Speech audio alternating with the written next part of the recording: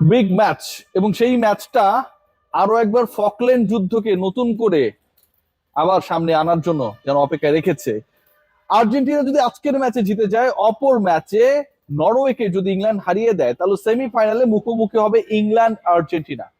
86-তে সেই বিতর্কিত আলোচিত ম্যাচ, হ্যান্ড অফ গড, যেই ম্যাচে আবার একইভাবে শতাব্দীর শ্রেষ্ঠতম গোলটাও করেছিলেন আর্জেন্টাইন ঈশ্বর ডিয়াগো ম্যারাডোনা। সেই নতুন করে ইতিহাস লেখার জন্য 2026 যেন প্রস্তুত হচ্ছে। সুইজারল্যান্ডের বিপক্ষে তার আগে আর্জেন্টিনাকে জিততে হবে, তার আগে অ্যারহার্ট স্টেডিয়ামে আর্জেন্টিনাকে তাদের সেই পারফরমেন্সটাকে নতুন করে প্রদর্শন করতে হবে, যেটা তারা এবারের বিশ্বকাপের ওপেনিং ম্যাচে দেখিয়েছিল। কি করেছিল একটু যদি ফ্ল্যাশব্যাক করেন, এবারের আর্জেন্টিনার প্রথম ম্যাচ ছিল আলজেরিয়ার এগেনস্টে। সেই ম্যাচে মাঠে নামার আগে এক্সপেকটেশন ছিল লিওনেল মেসি এবারও তিনি আর্জেন্টিনার সবচেয়ে বড় তারকা, বাট তার রোলটা কজ অফ হিজ এইজ একটু হয়তো বদলে যাবে।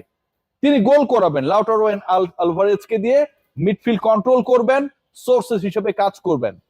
বাট সেই লিওনেল মেসি সেই প্রথম ম্যাচে আলজেরিয়ার বিপক্ষে আর্জেন্টিনার প্রথম ম্যাচে ক্যান্সাস সিটিতে অ্যারোহেড স্টেডিয়ামে হ্যাটট্রিক করে ফেললেন।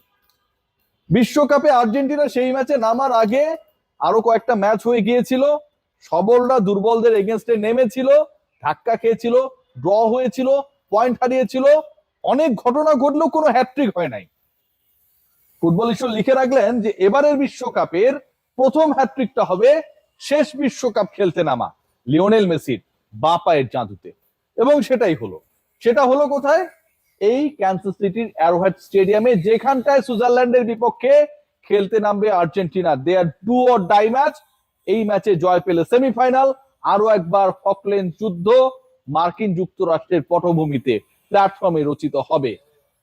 আর যদি আর্জেন্টিনা হেরে যায়, লিওনেল মেসির শেষ বিশ্বকাপের শেষ ম্যাচ হবে।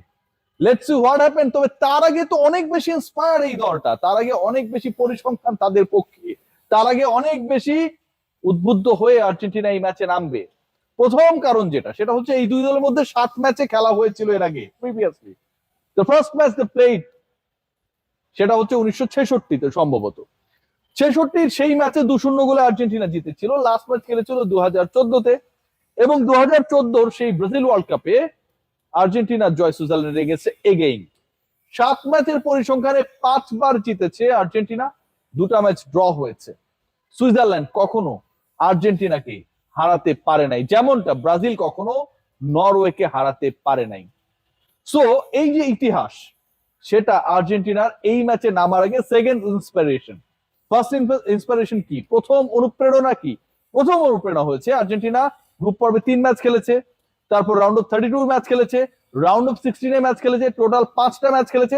এই যে 5 ম্যাচ আর্জেন্টিনা খেলেছে, সেই 5 ম্যাচের মধ্যে সবচেয়ে নির্বিঘ্ন ম্যাচ খেলেছে কোনটা? সবচেয়ে আরামদায়ক ম্যাচ খেলেছে কোনটা? টেনশন ফ্রি ম্যাচ খেলেছে কোনটা? That was their very first match. এই একই পিচে, অ্যারোহেড স্টেডিয়ামের একই পিচে, যেটা তাদের সবচেয়ে বড় inspiration before this do or die match against Switzerland. অস্বস্তির জায়গাও আছে।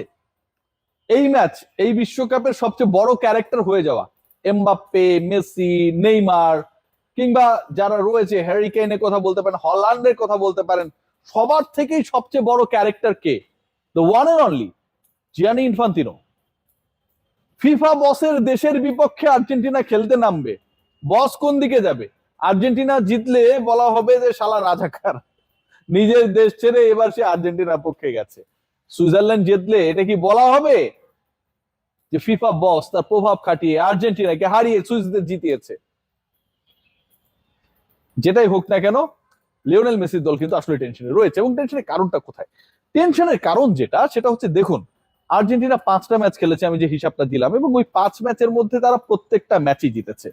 But if you look at the score line of last 2 matches, কেপ ভার্দের এগেইনস্টে একটা সময় ছিল 1-1, একটা সময় ছিল 2-2, and finally they got the win 3-2-তে।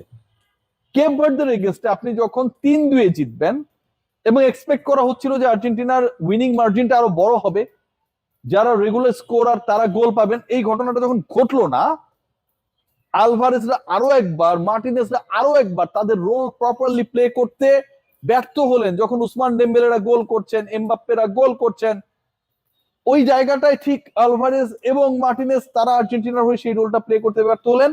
সেটা আর্জেন্টিনার একটা টেনশনের কারণ হয়ে দাঁড়ায়। এবং পরের ম্যাচে এই টেনশনটা, ভাই, আগের টেনশনটা যদি হামজা রুস্তম হয়, তাহলে পরের টেনশনটা হয়ে গেছে টাইটানিকের সমান। পরের টেনশনটা এতটা এক্সিলারেট করেছিল that till the 79th minute all were thinking that Argentina is going to lose their match against Egypt.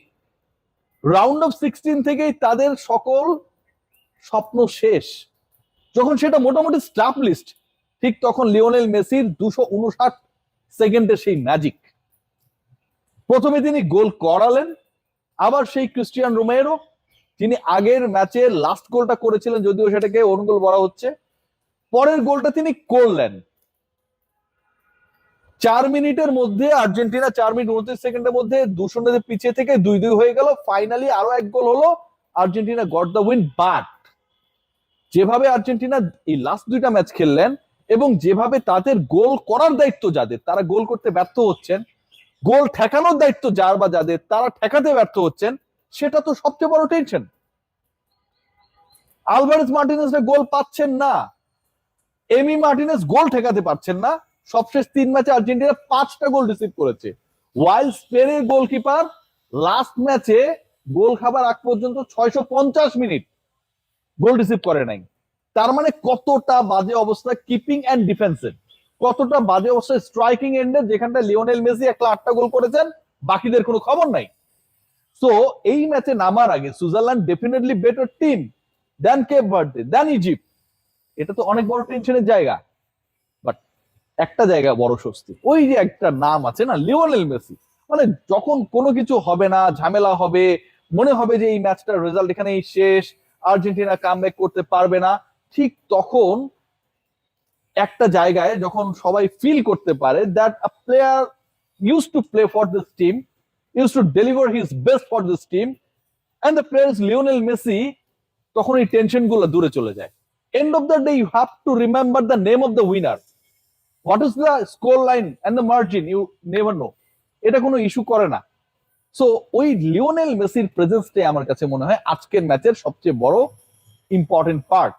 And again Argentina তার উপর ডিপেন্ডেন্ট হবে। বাট এগেইন যারা আর্জেন্টাইন ফ্যান, তারা চাইবে যে আসলে বেশি ইম্পর্টেন্ট যেটা, সেটা হচ্ছে বাকিরাও যেন স্কোর করে, আর্জেন্টিনা যেন একটা স্মুথ ম্যাচ খেলতে পারে, ডিফেন্সের পরীক্ষায় পাস করতে পারে, কিপিং এর পরীক্ষায় যেন মার্টিনেজ ভালো করতে পারে, স্কোরিং এর পরীক্ষায় মার্টিনেজ এন্ড আলভারেজরা যেন আবারও সাকসেসফুল হতে পারে। এই ম্যাচের আগে যে ইনফরমেশনটা আপনাদের দিতেই হবে, সেটা হচ্ছে সুইজারল্যান্ডের কোচ, হেড কোচ, তিনি জানিয়েছেন যে আসলে রেফারিং নিয়ে প্রশ্ন তোলার তো সুযোগ নেই। লাস্ট ম্যাচে আর্জেন্টিনা দারুণ খেলেছে, দারুণ কামব্যাক করেছে, তিনি সেটাকে প্রেজ করেছেন। সবচেয়ে বড় সুপারস্টার শাকা সুইজারল্যান্ডে, তিনি জানাচ্ছেন এই আর্জেন্টিনা অদম্য লিওনেল মেসি অনেক বড় একটা ফ্যাক্টর হবে এই ম্যাচের রেজাল্ট ডিসাইড করার ক্ষেত্রে।